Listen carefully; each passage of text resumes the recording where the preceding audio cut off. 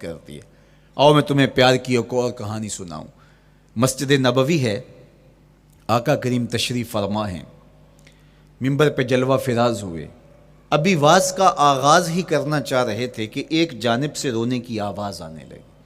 صحابہ کہتے ہیں رونے والا اس درد سے روتا ہے کہ لگتا تھا کلیجہ پھٹ جائے گا۔ کناقۃ الخلوج، جس طرح اونٹنی کا بچہ بچھڑ جائے اور وہ اس کے غم میں، اس کی جدائی میں درد سے روکتی ہے، چیختی ہے، چلاتی ہے، رونے والے کا انداز درد ایسا ہی تھا اور لگتا تھا کہ جس طرح اس کا کلیجہ پھٹ جائے گا۔ صحابہ دائیں بائیں دیکھتے ہیں لیکن رونے والا دکھائی بھی نہیں دیتا، اور ماحول کے اندر اس طرح درد پھیل رہا ہے کہ سینوں میں دل لرز رہے ہیں، اور عجیب کیفیت طاری ہو گئی۔ حضور ابھی بیٹھے ہیں، خطبے کا آغاز بھی نہیں ہوا اور رونے والا کیف و درد میں روتا چلا جا رہا ہے۔ فنزل النبی صلی اللہ علیہ وسلم عن المنبر، حضور منبر سے نیچے تشریف لائے۔ صحابہ کی آنکھیں محو حیرت ہیں، استجاب کا عالم ہے، یہ کون رو رہا ہے اور اتنے درد سے رو رہا ہے اور دکھائی بھی نہیں دے رہا۔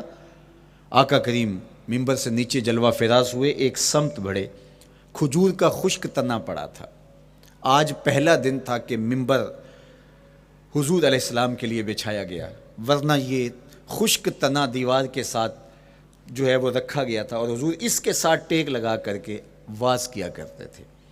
جب منبر بن گیا تو اس کو اٹھا کر کے اب اس کی ضرورت نہیں رہی، ایک کونے میں ڈال دیا گیا۔ اب جو ہی حضور منبر پہ تشریف فرما ہوئے تو اس خشک تنے کا کلیجہ لرز اٹھا اور وہ ایسے روتا تھا جس طرح اونٹنی کا بچہ بچھڑ جائے اور وہ روتی ہے، اس طرح وہ خشک تنا رو رہا تھا۔ اس تنے ہنانا در ہجر رسول، زار می نالت چو ارباب عقول، جس طرح عقل والے، جس طرح جو ہے وہ فہم و ادراک رکھنے والے لوگ روتے ہیں درد سے، وہ رو رہا تھا۔ آقا کریم علیہ السلام اس کے پاس گئے اور اس کو اپنی آغوش میں سمیٹ لیا۔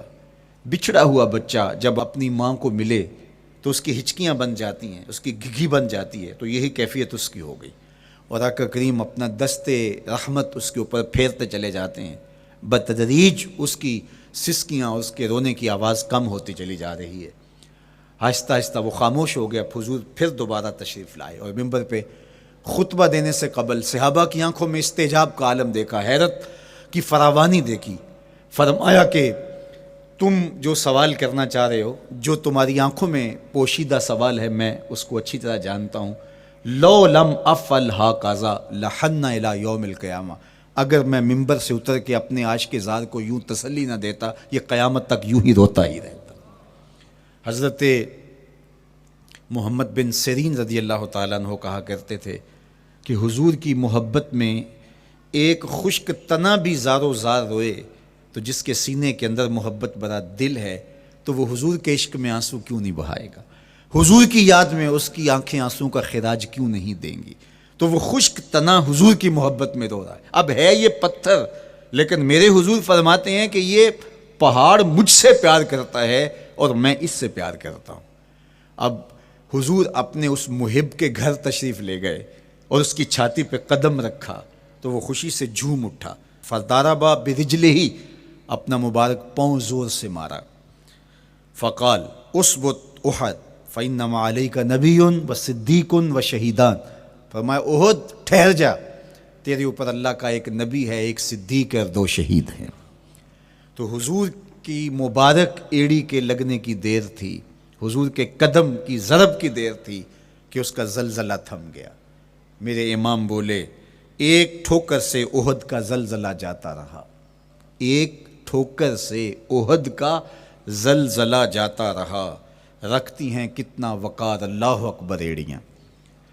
زلزلہ آ گیا اس کے اوپر، وہ جھومنے لگا، لیکن حضور نے اپنا مبارک قدم مارا اور وہ ٹھہر گیا۔ اللہ اکبر۔ تو یہ پہاڑ آج بھی اس شاخ جب شہر مدینہ میں حاضر ہوتے ہیں تو وہ احد پہ تو ضرور جاتے ہیں، حضرت امیر حمزہ کے مزار پہ حاضری دینے کے لیے اور اس جبل احد کو دیکھنے کے لیے۔ اور یقین جانیے گا جبل احد کو جب ہم دیکھتے ہیں تو عجیب کیفیات میں ڈوب جاتے ہیں۔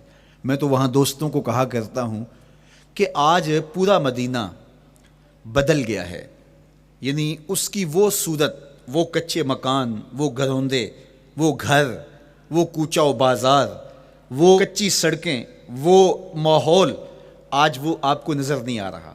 جہاں کچے مکان تھے جن کے اوپر چھت کھجور کے پتوں کی پڑی تھی، وہاں عالی نصب پلازے آپ کو نظر آتے ہیں، فلک بوس آپ کو ہوٹل نظر آتے ہیں۔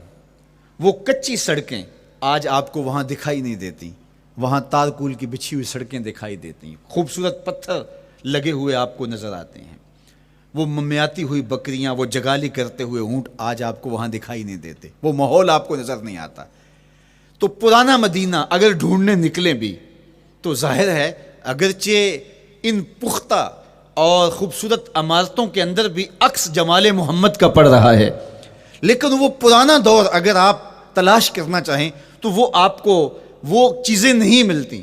لیکن جب آپ احد پہ جاتے ہیں تو میں دوستوں کو کہتا ہوں اس احد کو جی بھر کے دیکھ لو، اس پہ ڈائریکٹ میرے حضور کی نظریں پڑی ہوئی ہیں، یہ بدلا نہیں، یہ 14 صدیوں سے جیسا تھا آج بھی ایسا ہے، اس پہ میرے حضور کی نظریں ڈائریکٹ پڑی ہوئی ہیں، اور آقا کریم علیہ الصلوۃ والسلام نے اس کو یوں دیکھا ہے۔ تو یہ احد حضور سے محبت کرنے والا ہے، حضور سے پیار کرنے والا ہے، اور اس پیار کی وجہ سے یہ پتھر قیامت کے دن جنت میں جائے گا، یہ پہاڑ جنت میں جائے گا۔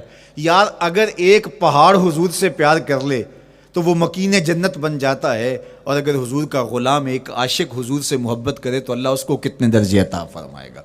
تو آقا کریم نے زور سے قدم مارا اور فرمایا احد ٹھہر جا، تیرے اوپر اللہ کا ایک نبی ہے، ایک صدیق ہے، اور 2 شہید ہیں۔ اللہ اکبر۔ تو یہ حضور علیہ الصلوۃ والسلام کے مبارک قدم کی شان ہے، یہ حضور کے مبارک قدم کا جمال ہے اور اس کی خوبصورتی ہے۔